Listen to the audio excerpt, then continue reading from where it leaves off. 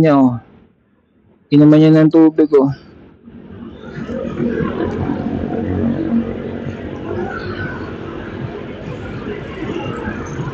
Kaliwa na tayo rito. Maraming stoplight dyan, eh, pag yan tayo dumaan.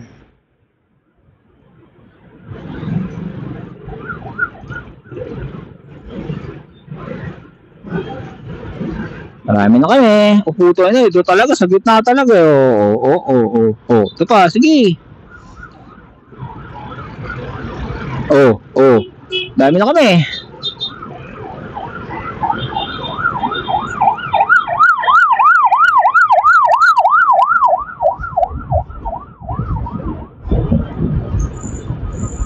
Dito ka lang pala pupunta. Nagugutom na siguro hindi delivery, no? Okay, dun ako sa may susunod yung text ko, ah.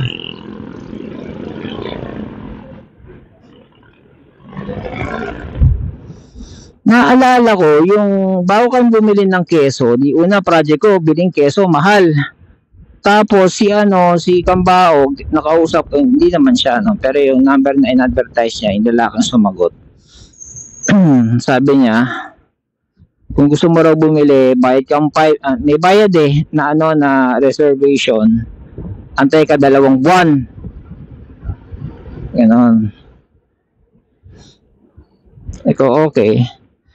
Tapos nung nainip na ako, sabi ko dito na lang sa Marikina ako bibili. Kasi dito taga rito yung napapanood ko may nagbablog, si Tireless Vlogger. Pagpunta ko rito, yun nga nakita ko nga yung si Madam. May-ari siya ng bike shop. Tapos galing siya sa isang subdivision. Lumipat siya dito.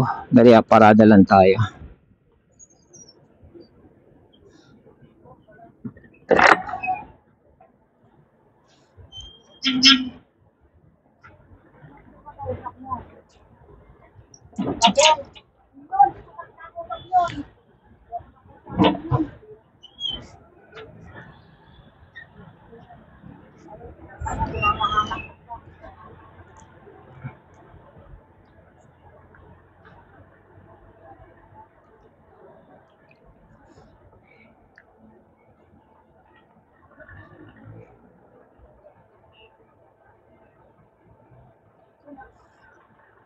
Kaya yan?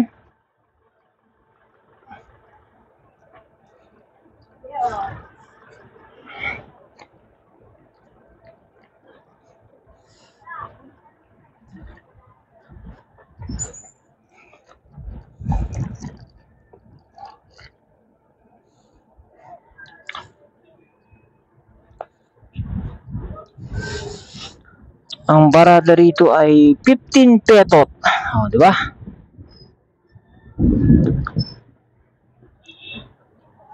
Pare-parehas lang yan. Dito tayo sa dulo.